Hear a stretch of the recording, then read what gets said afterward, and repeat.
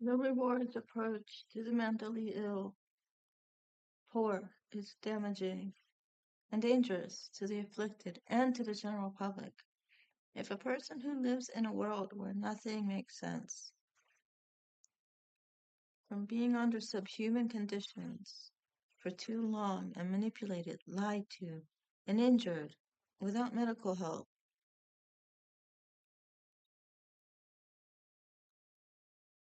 they'll get glitchy wiring. I mean, even more glitchy wiring than they have. Sparks and burnouts. To tell them that they need to prove themselves to be safe, that would exacerbate their mental health issues, making them more dangerous. I have construed dehumanized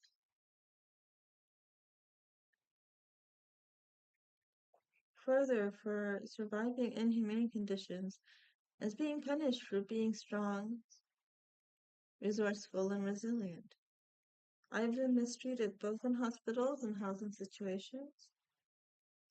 And at the age of 48, so I was 48 when I wrote this, still looking for a safe place to live and a doctor who can help me. My first hospitalization was at age 14. I had breakdowns at school. I must have felt safe to go be off guard at school. So I wasn't safe at home. I'd been sexually abused since age 3, mentally abused since birth, or as long as I can remember, and physically tortured daily since age 6, until um until I was hospitalized at 14. But soon after that, I wasn't allowed to go home, so that took a toll. Being a homeless teenager while still being claimed as a dependent took a toll on me physically. Um, At this hospital, I was given very strong sedative called Haldol and diagnosed with depression. In 1985, there wasn't a lot of knowledge about PTSD, especially for non-military PTSD. I was told that I needed to take medicine, and if I ever wanted to leave, I complied. I was released and sent back to my dangerous home. I'm sure that my parents lied about the abuse. I left home at age 16. I waitressed and working in high school and dealing with what I thought was depression and numbing myself with sex and drugs. I mean, I didn't do a lot, but I did some. I dated abusive men and had sex with friends when I felt that my boyfriend was mistreating me. Um, I started supporting one man at age 19. He was in his late 20s. Um, and then I couldn't deal with life at age 21. I had no sense of self. I wanted to be loved. Already known hunger, homelessness. Um, I let him crash at my place and then helped him out when he couldn't get a job. This is because people have let me stay in their houses when I was 15 and homeless. Um, I broke down.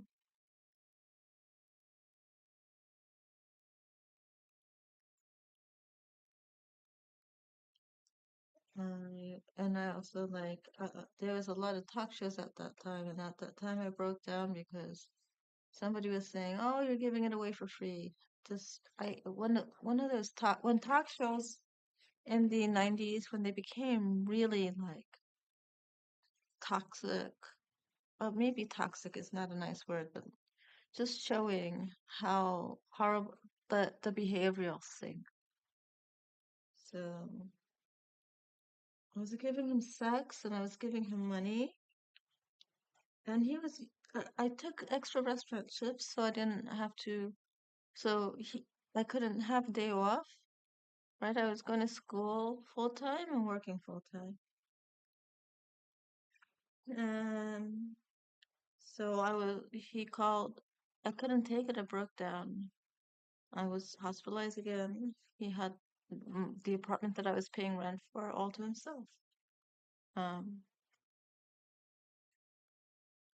I was getting criticism about my my meds too.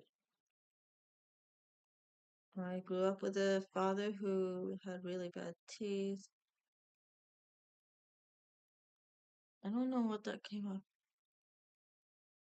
but he had festering teeth. My that ex-boyfriend had festering teeth. Um, so this person, I think I wrote this, judging from this notebook, I wrote this when I was living in Philadelphia around 2019. Um, this ex-boyfriend with bad teeth who was not working, lying about looking for work, and lying about working 2 days and getting fired. The last year, so 2023, he admitted to not looking for work, using money he borrowed for train and newspapers and whatnot, and coffee between interviews to use it to eat out.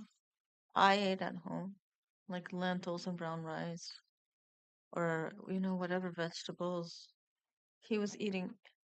He said, "Oh, but it was just cheap Chinese food." But he was still like didn't have to shop for food, cook it, and clean after.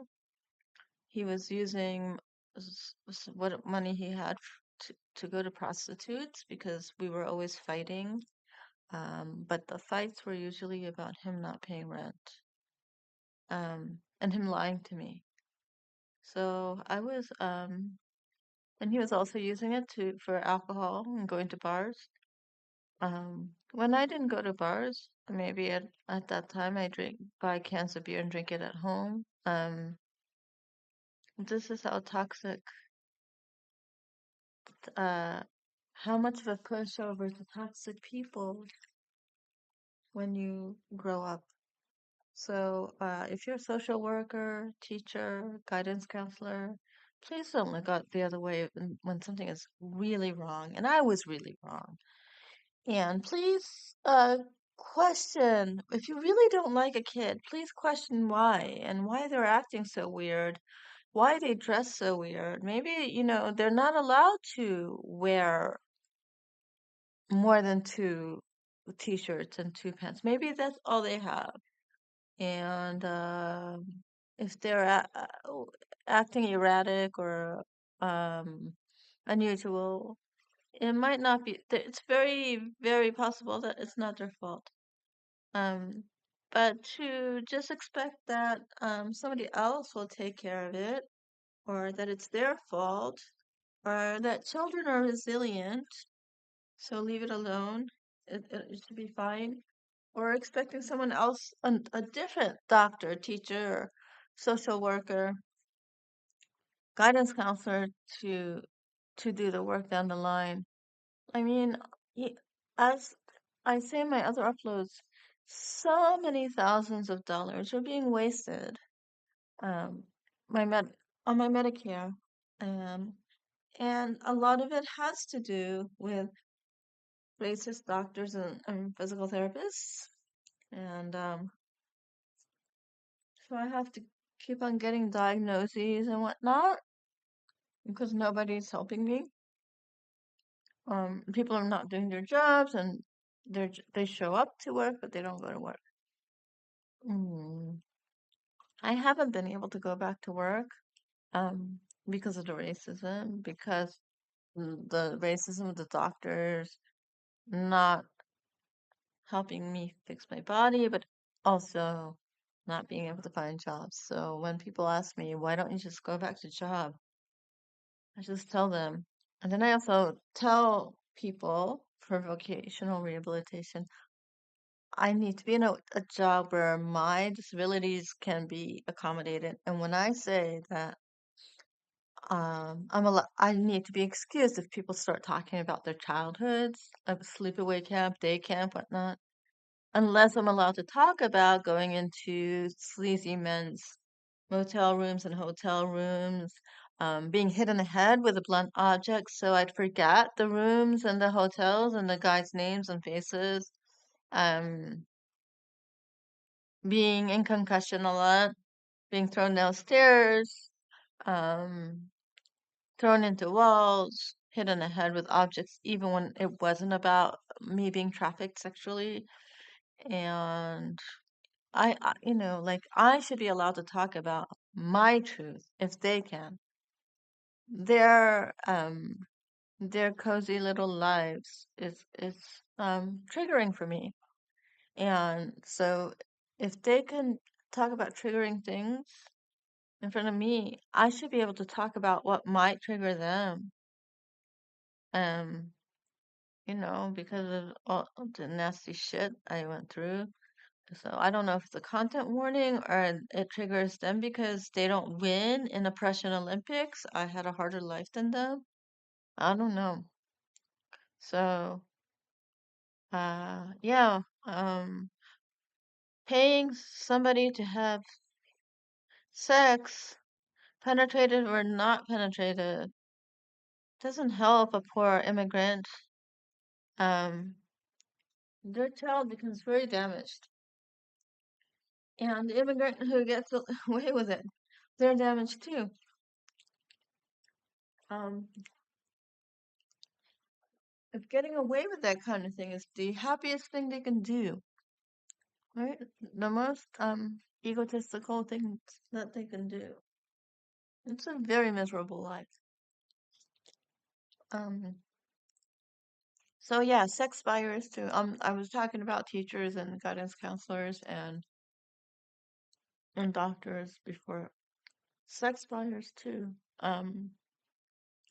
You're not being open-minded and intellectual by abusing children, paying to abuse children. Um, there's a lot of these notebooks, they're full, and there's a lot of me, I realize. I've had a very full life, you know, professional artist, taught in academia as a guest artist, had my work, produced and presented professionally, performed professionally, but I also had a big survival story. And it's not a story, it's the truth. So, good night, everybody. And be good to each other. Bye.